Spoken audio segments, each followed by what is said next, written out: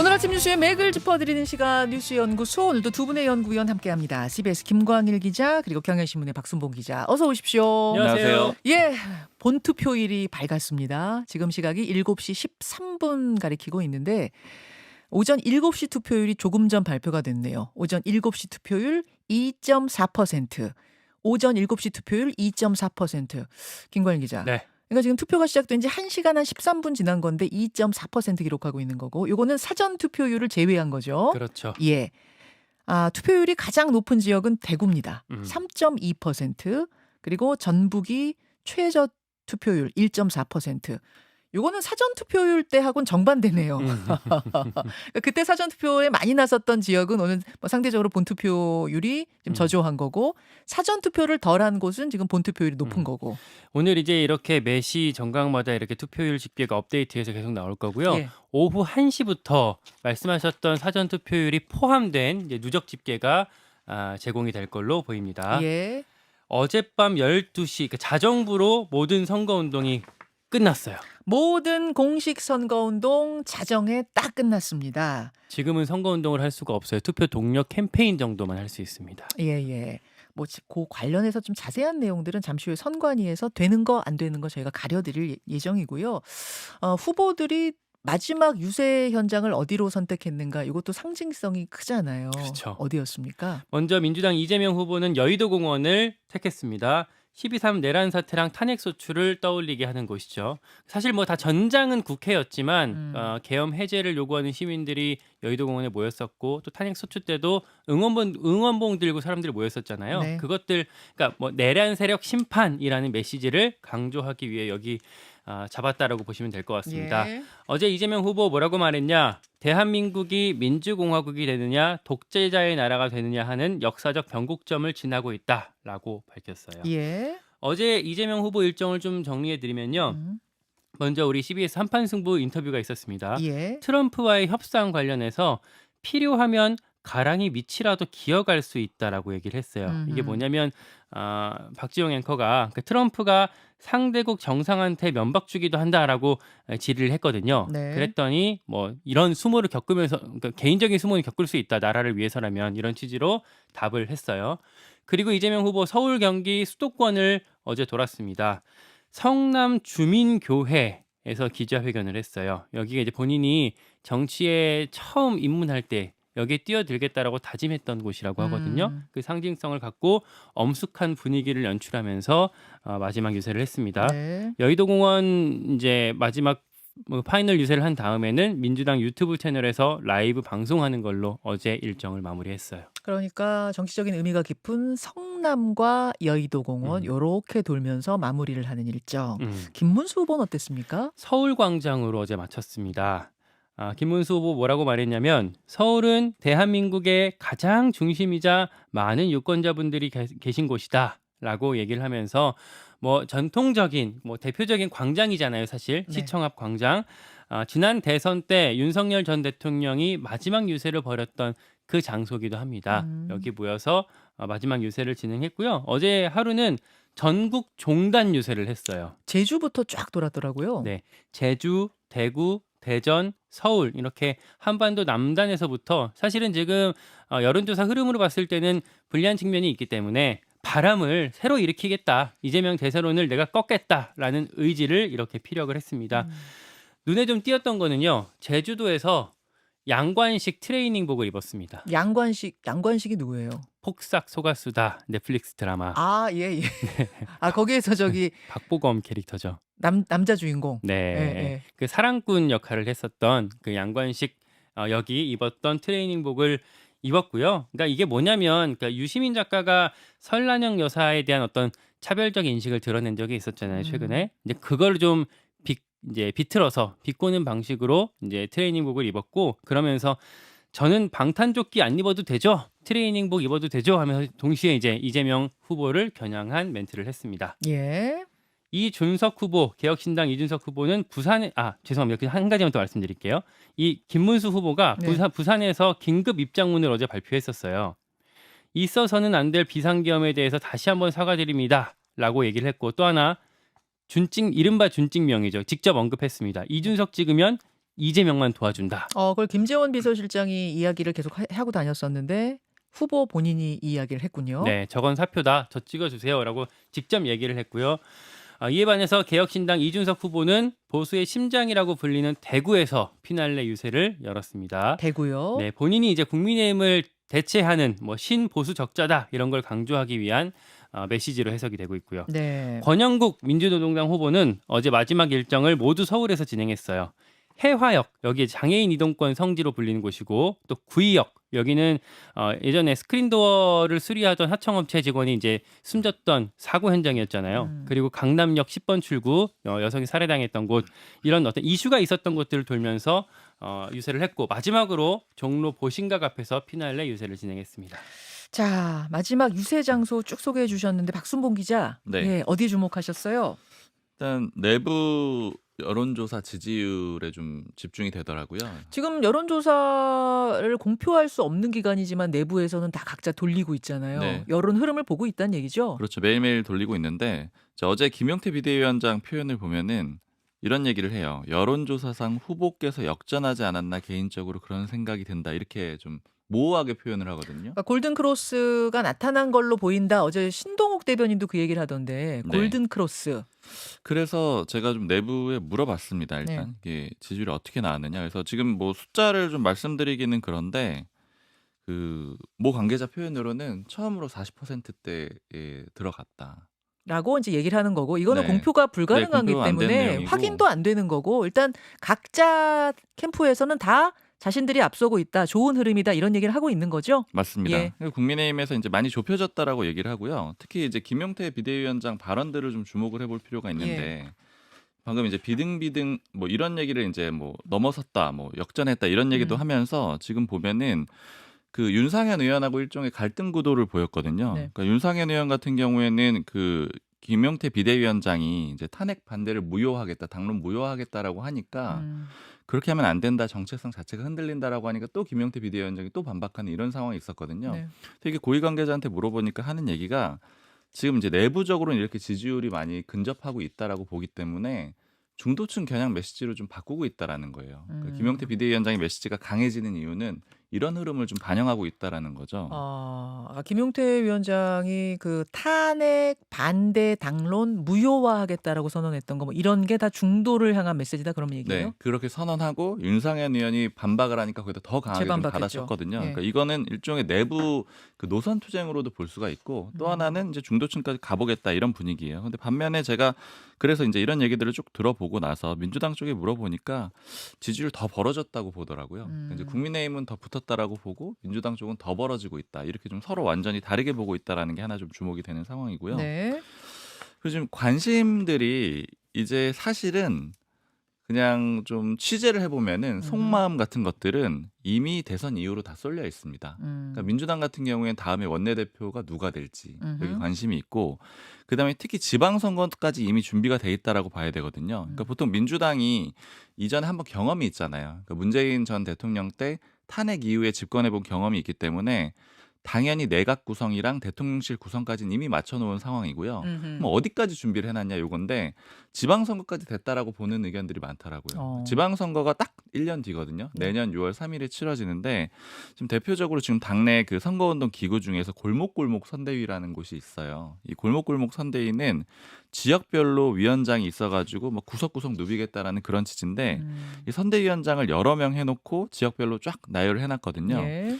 이게 이미 내년 지방선거 후보군을 추려둔 거라는 거죠. 그러니까 뭐 예를 들어서 뭐 서울의 김민석, 전현희, 박주민 의원 이런 인물들이 쭉 있고 경기의 조정식, 정성호 의원 이렇게 쭉 있습니다. 근데 특히 주목이 됐던 거는 강원 지역의 위원장이 누구냐면 우상호 전 의원이에요. 맞아요. 예. 근데 우상호 전 의원은 당연히 서울시장 준비를 꾸준히 해왔잖아요. 근데 이제 강원 지역으로 보냈다라는 거는 지금 뭐 여러 가지 평가들이 있는데 뭐 실제는 다를 수 있다라는 얘기들도 있지만 다수의 좀 의견은 이미 좀 조정을 시작을 한 거 아니냐. 지방선거에 누구를 어디 보낼지 후보군을 그런 의미에서 이제 우상호 전 의원은 좀 일부 조정이 된 게 아니냐 이런 해석들도 있는 상황이 있습니다. 그리고 더해서 그 이재명 후보가 경쟁 입찰 방식을 한다 이런 표현을 제가 몇 번 전해드린 적이 있는데 사람 쓸 때 한 사람만 두거나 그러니까 2인자 한 명만 두거나 어느 자리에 뭐 딱 한 명만 점지해 놓거나 이러지를 않는다라는 거예요. 경쟁시킨다는 거죠? 네. 그래서 이제 골목골목 선대위도 보면은 되게 여러 명들이 다 있습니다. 그래서 이제 이 사람들이 경쟁을 할 가능성이 있고 그래서 또 나오는 예측들이 이 모 관계자 표현으로는 이제 문재인 전 대통령 시절에 예. 좀 초기에 굉장히 좀 정부가 안정됐다라고 보는 게 내부적인 시각에서 봤을 때는 2인자가 여럿 있어서 그랬다라는 거예요. 그러니까 뭐 이재명 현재 후보도 있고 뭐 안희정 전 지사, 그다음에 거기 뭐 김경수. 박원순 전 네, 시장 이런 박원순. 인물들이 여러 명이 있다 보니까 2인자가 한 명이었으면 힘이 좀 넘어가면서 예전에 뭐 이명박 전 대통령 때 박근혜 전 대통령 이렇게 좀 예. 경쟁 구도가 되는데 그렇게 안 되는 체제를 원래부터 경쟁 입찰 체제를 좋아하기도 하고 2인자를 두지 않는다. 거기에 더해서 문재인 정부 시절에 그런 내용들을 좀 본받는다라고 하면은 되게 여러 명을 둘 거라서 뭐 4룡, 7룡 이런 식으로 갈 건데 그 토대가 또 지방선거가 될 수 있다라는 거죠. 왜냐하면 지사들을 쭉 뿌려놓으면은 그 경쟁 체제가 자연스럽게 만들어지니까요. 국민의힘도 역시 대선 이후를 굉장히 열심히 보고 있는데 국민의힘 흐름은 제가 취재해서 종합을 해보면은 대선 이후에 이제 3분지계가 될 가능성이 굉장히 높아요. 세 등분이요? 네, 어떤 뭐 식으로요? 삼국지처럼 될 가능성이 있는데 일단 기본적으로는 친윤 세력들, 뭐 소위 말하는 당권파라고 하는 뭐 쌍권 예. 중심으로 하는 이 당권파들이 유지가 될 거고요. 그럼 음. 여기가 김문수 후보하고도 아주 본질적으로 같이 가긴 좀 어렵고 한동훈 전 대표하고는 절대 같이 갈 수 없습니다. 완전히 배신자라고 부른 상황이거든요. 그럼 여기에 더해서 김문수 후보 세력이 또 한 축이 있을 수가 있어요. 그러니까 김문수 후보 중심으로 해서 뭐 김문수 후보가 포기한다고 하더라도 나머지 그 같이 측근 인사들은 당권을 잡으려고 노력을 할 거거든요.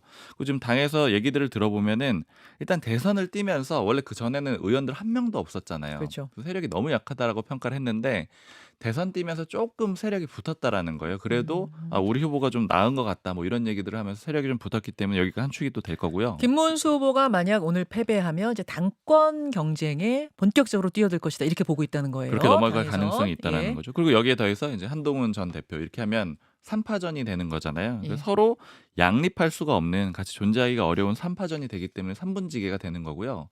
그럼 여기에 더해서 이 밖에서 바라보는 또 이준석 후보와 개혁신당이 있는 거죠. 근데 개혁신당 쪽에서 봤을 때는 일단은 성적표를 좋은 성적표를 받은 다음에 그러면 이제 3석짜리 정당에서 조금 더 지위가 높아진다고 보고 그 다음에 이 3파전이니까 내부가 3분지계니까 네. 그러면 좀 상대하기가 쉽다라고 보는 거예요. 그러니까 정계 음. 개편이 이뤄진다라고 보면은 각각의 세력이 다 쪼개져 있으니까 이준석 후보가 적극적으로 나설 수 있다. 이제 이렇게도 보고 있습니다. 벌써 대선 후 얘기를 지금 우리가 굉장히 길게 했어요. 오늘이 대선 당일인데 네. 각 당의 관심사는 대선 후로 이미 가 있다라고 얘기할 정도로 사실은 대선 후에 또 급박하게 돌아가는 상황들이 기다리고 있다는 얘기입니다. 예. 맞습니다. 국민의힘이 왜 꼭 진다고 전제하냐라고 질문하실 수 있는데 지금 말씀하신 이 지점은 국민의힘이 이번 선거에 승리하더라도 이 구도로 펼쳐질 가능성이 크다라고 말씀드릴 수 있을 것 같아요. 승리해도 당권 투쟁은 있을 것이다. 그렇죠. 그 얘기예요. 사실 말씀하신 대로 좀 연결해서 예. 국민의힘도 전당대회에 관심이 많을 수밖에 없는 게 이 한동훈 전 대표가 전당대회에 나오느냐 마느냐 이것도 굉장히 좀 중요하고 고민을 하고 있거든요. 한동훈 캠프 쪽 얘기 쭉 들어보면은 당연히 나오는 게 아니고 고민 아니에요. 중이에요. 나가야 된다는 사람들도 어. 있고 나가지 말아야 된다는 사람들도 만만치 않게 있어요. 그렇습니까? 왜 그러냐면 나가지 말아야 된다라고 하는 사람들은 나가게 되면은 지방선거를 곧바로 치르고 그걸 지휘해야 되잖아요. 지방선거에 질 가능성이 높다고 보는 사람들이 많아요.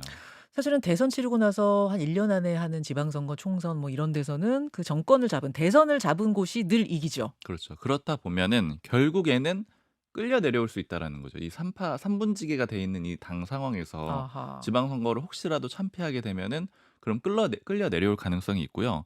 그다음에 또 주의 깊게 보는 거는 근데 한동훈 전 대표 입장에서는 이번엔 무조건 뭐 소위 배지, 그러니까 국회의원이 돼야 된다라고 보거든요. 그럼 재보궐선거에 또 뛰어들어야 되거든요. 근데 그 공천권이 그러면 그 당대표한테 있잖아요. 그렇죠. 그러니까 이 당대표가 돼가지고 공천권을 행사하는 게 안정적으로 그 공천을 받을 수 있는 길인데 또 반대로 이걸 했다가는 끌려 내려올 수가 있고 뭐 이런 고민들이 이미 시작된 상황입니다. 알겠습니다. 오늘 대선 당일인데 우리가 굉장히 너무 멀리 많이 갔죠. 나간 이야기를 할 정도로 정치권의 시계는 좀 빨리 돌아가고 있는 건 사실입니다. 일단 여기까지 좀 얘기를 듣고 두 번째 이슈로 넘어가죠. 대법원 판결이 바뀌었다. 이게 무슨 얘기입니까? 이재명 민주당 후보가 어제 김어준 뉴스공장 유튜브에 출연해서 했던 얘긴데요. 뭐 대법원 쪽에 내가 소통하는 뭐 채널들이 있는데 예전에 대법원 판결 나기 전에 제가 들은 바로는 그때 뭐 빨리 정리해주자, 기각해주자 뭐 이런 취지였다가 그게 이 어느 날 워딩은 조금 정확하게 해주시는 게 좋을 것 같아서 그냥 워딩 그대로 소개해 주세요. 읽어드릴게요. 그러면 예. 이재명 후보의 얘기입니다.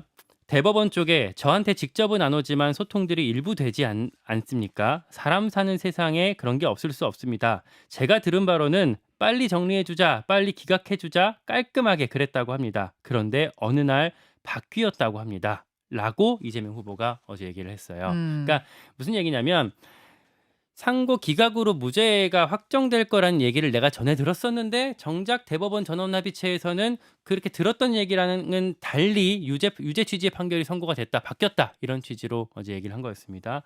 그리고 나자 국민의힘 쪽에서는 바로 반박에 들어갔어요. 그러니까 어떤 김문수 후보 같은 문제 제기. 경우에는 문제 제기 들어갔어요. 바로 대법원에 내통자가 있다고 실토하는 겁니까?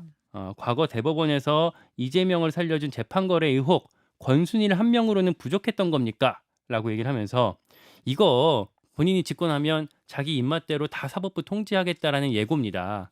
이대로 두면은 대법원도 대장동처럼 이재명 설계로 굴러가고 대법원은 이재명의 액세서리로 전락하게 됩니다라고 이렇게 주장을 했습니다. 어제 김어준 뉴스공장에 출연해서 했던 그 발언이 이제 막판에 양쪽 공방의 어떤 이슈가 됐고 그 외에도 어제 마지막에 치열하게 돌아갔던 이슈들이 몇 가지 더 있죠. 막판 이슈 짧게 좀 정리해드릴게요. 짐 로저스 의혹이 또 이제 의혹이랄까 논란이 좀 터졌었잖아요. 예. 거기에 대해서 이 그 짐 로저스의 입장을 대독했었던 김진향 전 개성공업지구 지원재단 이사장이 또 해명을 계속하고 있습니다. 무슨 해명이냐면 그 짐 로저스랑 직접 소통했던 송경호 교수가 송경호와 짐 로저스의 대화 내용을 공개했거든요. 그러면서 아니 언론에서 짐 로저스한테 영어로 이제 질문을 하다 보니까 인도어스라는 개념으로 질문을 했는데 이 인도어스라는 질문은 그러니까 저기 단어는 단순한 지지가 아니라 어떤 법적인 책임까지 포함하는 단어거든요.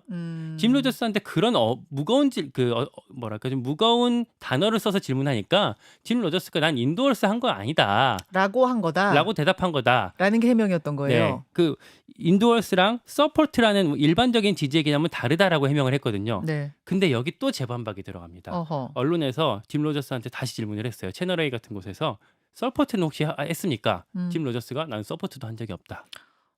짐 로저스가 서포트도 아니고 인도어스도 아니다. 이렇게 말을 한 거예요. 네, 그러면서 이 논란은 수그러들지 않고 있어요. 자, 그런가 하면 리박스쿨 공방도 어제 계속 뜨거웠죠? 네, 민주당이 또 공세를 취했는데요.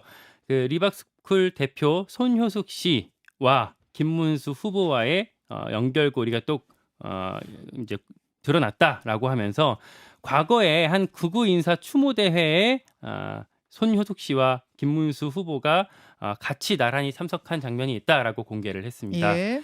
이재명 후보도 이거 리박스쿨 의혹 이거 그냥 들 거 아니다. 사이버 내란이다라고 주장하면서 김문수 후보한테 책임 있는 답변을 내놓으라고 어떤 몰아붙였습니다.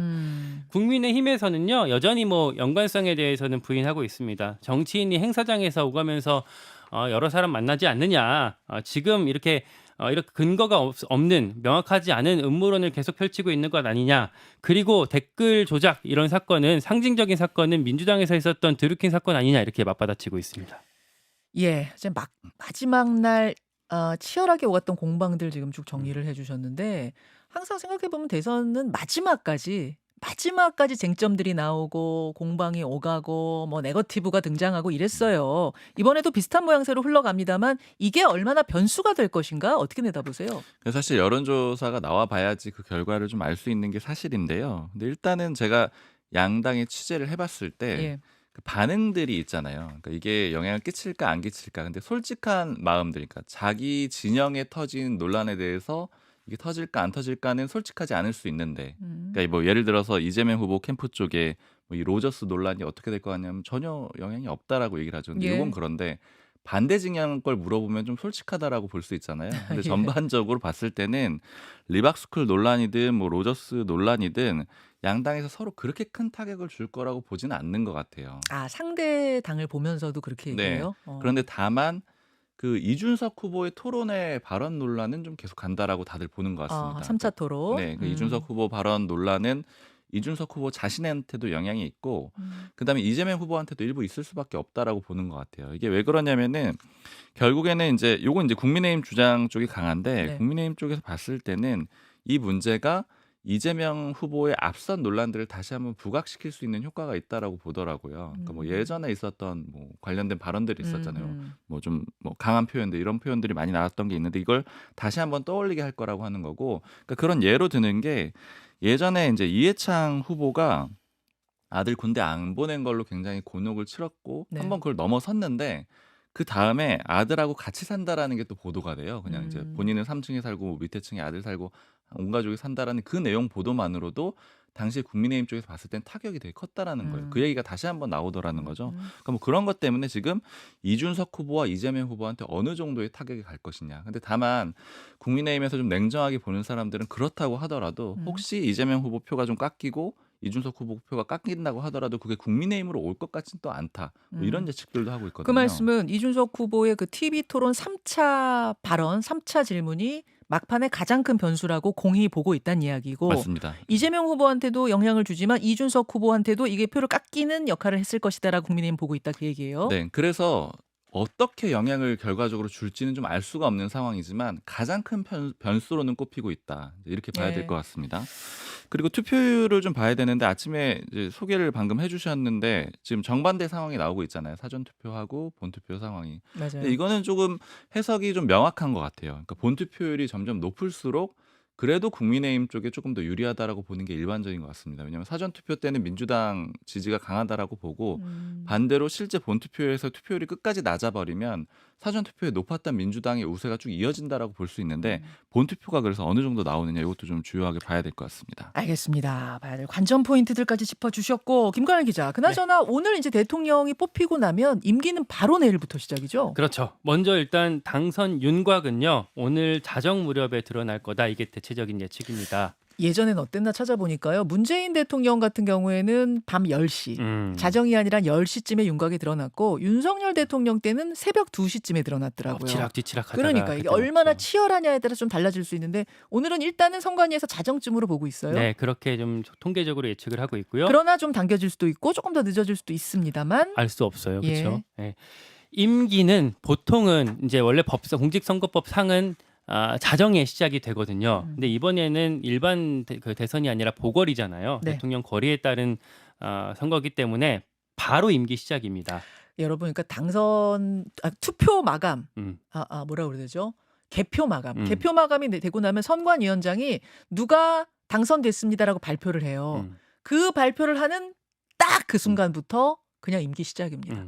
뭐 취임식 하고 나서 시작이 아니라 그냥 그때부터 시작입니다. 의사봉을 땅땅땅 두들기는 그 시각이 이제 임기 시작이 되는데 예. 지난번 그러니까 2017년 사례를 자꾸 볼 수밖에 없죠. 문재인 전 대통령이 당선됐던 그 사례가 아침 8시 9분에 땅땅땅 울렸습니다. 이번에도 이제 아마 선관위 개표 결과가 집계되는 대로 그 의사봉을 두드리게 될 텐데 아침 7시에서 9시 사이에 이제 선관위 회의가 열릴 예정. 예. 아마도 내일 우리 뉴스쇼 방송이 진행 중인 그 가운데 임기가 예. 시작될 것 같습니다. 문재인 대통령 때는 그러니까 탄핵 이후에 치러진 지금 비슷한 상황에서 치러진 그때는 취임식이 아니라 취임 선서식을 했어요. 국회 로텐더홀에서 한 300여 명 정도만 모아두고 굉장히 좀 조촐한 선서식을 했는데 이번에는 어떻게 할지 아직은 미정이라고 합니다. 지금 행안부가 준비는 하고 있는데 대통령 당선자가 나오면 거기에 보고를 하고 그때 확정을 하는 것으로 지금은 미정인 것으로. 당선자 의증이 또 중요하기 때문에 그렇죠. 일단은 취임식 준비는 진행이 되고 있습니다. 예. 국회에서 약식으로 취임식을 열 예정이고요. 신임 당선자는 아마 그 취임식 전에 이것도 누가 되냐에 따라서 그 의중에 따라 다르겠지만 현충원 참배 그리고 그 이후에 취임식 참석 그 이후에 집무실로 이동해서 이제 1호 지시 이런 것들을 내릴 걸로 보이고 있습니다. 여기까지 두 분 수고하셨습니다. 고맙습니다. 감사합니다.